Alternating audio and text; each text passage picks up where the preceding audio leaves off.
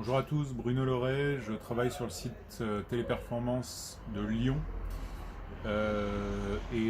Avec ce texte, je tenais à rendre hommage à toutes les personnes qui sont venues travailler durant cette période de confinement. Le déconfinement a eu raison de ma pilosité de visage, il n'a pas eu raison de l'admiration que j'ai eue pour ces personnes.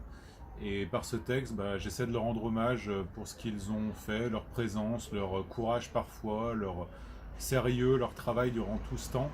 Donc merci à eux j'espère que ce texte leur a plu et vous a plu et très bonne journée. Bonjour à tous, la reconquête. À l'heure où tout fuyait, c'était le temps des braves. Les héros de toujours affûtaient leur voix grave, les doigts désengourdis de l'hiver s'éclipsant et le cœur étourdi du moment saisissant. Ils allaient nez baissé dans leurs écharpes sombres, esquivant tour à tour le contact et les ombres.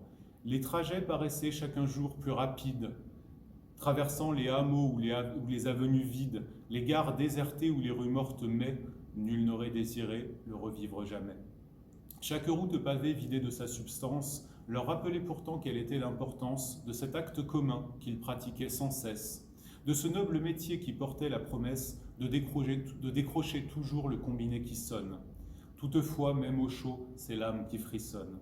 Triste vue, des allées de positions vacantes, des visages tournés sur des chaises grinçantes, des mouvements de bras saluant l'entourage dont on félicitait avant tout le courage. Morne jour, nonobstant les places laissées vides, ils remplissaient les lieux de leurs cœurs impavides. Conscients d'un moment laissant les gens aphones, ils allumaient pourtant écrans et téléphones. C'était leur horizon, c'était le temps des braves.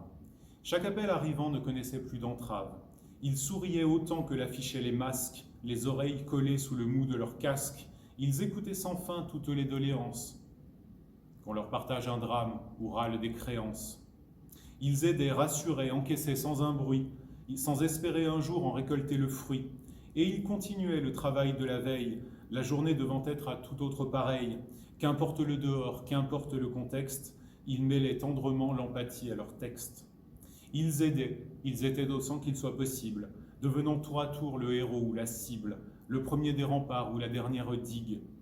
C'était le temps des forts qui trompait la fatigue. Ils aidaient, craintes et obligations morales s'affrontaient à la mort jusqu'à leur dernier râle. Ton posé, mots choisis, calme doux, voix suave, ils répondaient toujours. C'était le temps des braves. Ils venaient de partout, dans les transports déserts, se trimballaient ainsi nos conseillers d'Isère. Qu'ils vinrent de Lyon, Saint-Étienne ou Givors, c'était eux qu'on voyait en regardant dehors. On les comptait aussi à Reims ou à Toulouse. De plus de 1200, il en restait 112.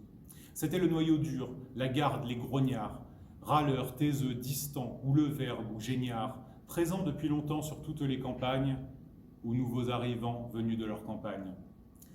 Qui revenaient un jour et puis c'est lendemain. On se serrait les coudes à défaut des mains. Certes, ce n'était plus la garnison parfaite, le bataillon rangé, la rigueur à son fait, le modèle érigé pour éviter les pertes éprouvées tant de fois d'avant la crise, certes. Mais ils avaient ces yeux emplis d'hargne et de rage. On n'était plus raison, on n'était que courage. On était là pour soi, pour nous tous, pour nos proches. On devait s'espacer, on se sentait si proche. Et du sens du devoir dont on était esclave, on se drapait toujours. C'était le temps des braves. Merci beaucoup.